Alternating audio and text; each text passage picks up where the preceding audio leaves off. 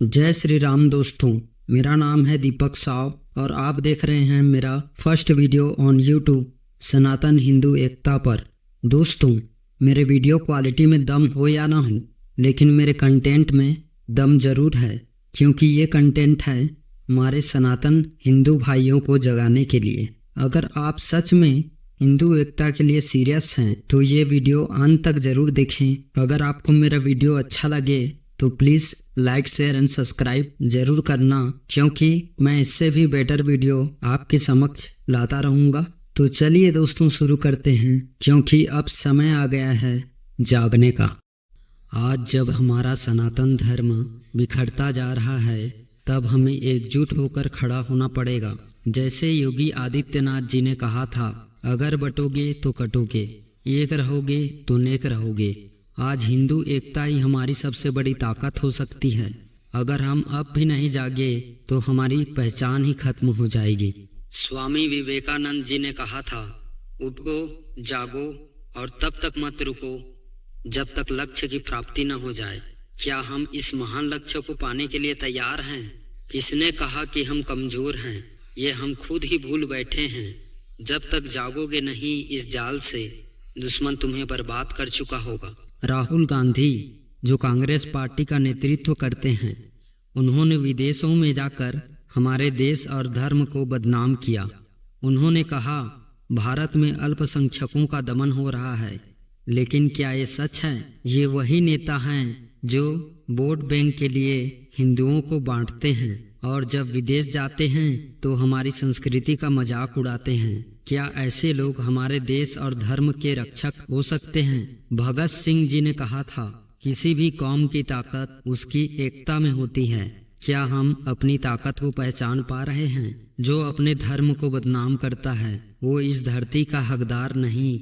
जो विदेशों में जाकर देश को नीचा दिखाए वो देश का सच्चा वफादार नहीं। राहुल गांधी ने हिंदुत्व को खतरनाक विचारधारा कहा और दिग्विजय सिंह ने भगवा आतंकवाद का झूठ फैलाया। ये वही लोग हैं जो हमारे मंदिरों को सरकारी नियंत्रण में लेने की वकालत करते हैं और हिंदू आस्थाओं को चोट पहुंचाते हैं। क्या हम ऐसे लोगों को कभी माफ कर सकते हैं? बाल गंगाधर तिलक जी ने कहा था, स्वराज मेरा जन्म सिद्ध अधिकार है। क्या हमारा धर्म और संस्कृति भी हमारी जन्म सिद्ध अधिकार नहीं है? जो भगवा को आतंक कहे उसकी जुबान को कभी माफी नहीं। जो हमारे धर्म पर पत्थर फेंके वो हमारे देश में रहने लायक नहीं। कश्मीर में हिंदुओं को उनके घरों से निकाला गया और बंगाल में हमारे त्योहारों पर पाबंदी लगाई जाती है। हमारे मंदिरों को नुकसान पहुंचाया जाता है और हम बस चुप बैठे देखते रहते हैं। भगवान श्री कृष्ण जी ने भगवत गीता में कहा था, अधर्म के सामने चुप रहना भी सबसे बड़ा पाप है। क्या हम इस अधर्म के खिलाफ खड़े होने के लिए तैयार हैं? पत्थर चलते हैं हमारे मंदिरों पर और हम बस तमाशा देखते हैं। ये चुप्पी कब तक चलेगी? क्या अब भी तुम्हें जागना जरूरी नहीं लगता? पाकिस्तान, बांग्लादेश और अफगानिस्तान में हिंदू सभ्यता मिटा दी गई। वहाँ मंदिरों को तोड़ा गया और हमारी संस्कृति को नष्ट कर दिया गया। अगर हम अब भी नहीं जागे तो हमारा भविष्य भी ऐसा होगा। नेताजी सुभाष चंद्र बोस जी ने कहा था, तुम मुझे खून दो, मैं तुम्हें आज़ादी दूंगा।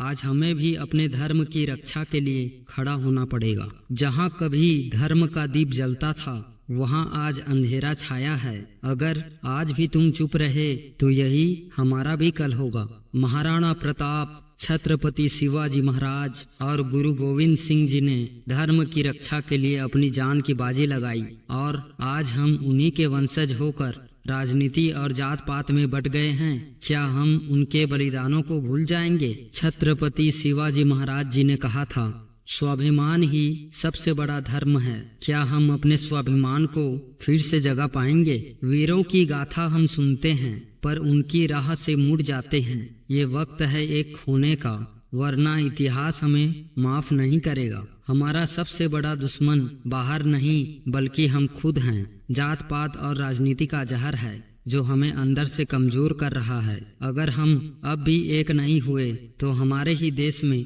हमारे मंदिरों पर ताले लगे हुए होंगे, हमें इस बंटवारे से ऊपर उठकर एकजुट होना होगा। महात्मा गांधी जी ने कहा था, धर्म वह है जो आत्मा को शुद्ध करे। हमारी आत्मा की शुद्धता तभी होगी जब हम एक होकर धर्म की रक्षा करेंगे। जो धर्म के नाम पर बांटते हैं वो हमारी जड़ें काटते हैं। अगर हम अब भी नहीं समझे तो हमारा अस्तित्व भी मिट जाएगा। दोस्तों, अब समय आ गया है कि हम अपने धर्म की रक्षा के लिए खड़े हों और जो हमारे धर्म को कमजोर करने की कोशिश कर रहे हैं उनके खिलाफ आवाज उठाएं। अगर हम आज एकजुट हो गए तो दुनिया की कोई ताकत हमें अलग नहीं कर पाएगी। पर अगर हम अब भी चुप रहे तो हमारे धर्म का अस्तित्व खतरे में पड़ जाएगा। हिंदू की ताकत में वो आग है जो दुनिया की हर ताकत को हिला दे। अब वक्त आ गया है जागने का, ताकि सनातन का सूरज कभी डूबे नहीं।